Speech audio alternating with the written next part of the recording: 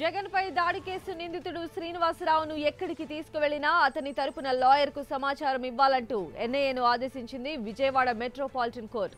నిందితుడి తరపు న్యాయవాదులు సలీం, జైకర్, వరప్రసాద్లకు సమాచారం ఇవ్వాలని, వారి సమక్షంలోనే విచారణ జరపాలని కోర్టు ఆదేశించింది. న్యాయవాదికి సమాచారం ఇవ్వకుండా శ్రీనివాసరావును రహస్య ప్రాంతానికి తరలించారు. దీంతో శ్రీనివాసరావు తరపు న్యాయవాదులు కోర్టులో పిటిషన్ వేయడంతో విచారించిన కోర్టు న్యాయవాదుల సమక్షంలోనే విచారించాలని ఆదేశించింది. మరి దీనికి సంబంధించినటువంటి మరింత సమాచారం మా ప్రతినిధి తిరుమలరావు అందిస్తారు. తిరుమలరావు. Thank you Sanjay. జగన్ హత్యాయత్నం కేసులో కొత్త ట్విస్ట్ ఎన్ఐ అధికారులకు ఎదురయ్యింది. అయితే నిన్న వాయిదా అనంతరము నిన్న న్యాయస్థానం ఒక ఆదేశాలు జారీ చేసింది.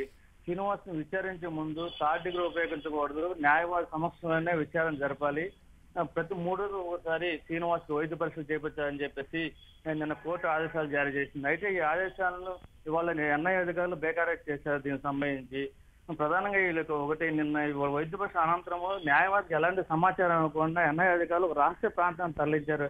అది విశాఖపట్నం తీసుకెళ్లారా, అదే హైదరాబాద్ తీసుకెళ్లారని ఇప్పటి వరకు ఒక సందిగ్ధంలో ఉంది. దీనికి ఆగ్రహించిన శ్రీనివాస్ తరపు న్యాయవాది వెంటనే విజయవాడ మెట్రోపాలిటన్ సెషన్స్ కోర్టుకు జడ్జి ముందు తన వాదన వినిపించాడు. అయితే వాదన విన్న జడ్జి ఒకటే తీర్పిచ్చారు. దీనికి సంబంధించి అన్నయ్య అధికారులు శ్రీనివాసరావుని ఎక్కడ తీసుకెళ్లారు ఏంటనే విషయాన్ని ఇమ్మీడియట్ గా దీనికి సంబంధించి సలీం న్యాయవాదికి సమాచారం ఇవ్వాలి, లేని పక్షులు దీని మీద సీరియస్ యాక్షన్ కోర్టు తీసుకుంటామని చెప్పేసి ఆదేశాలు జారీ చేశారు. సంధ్య. Okay, right Tirumalarao.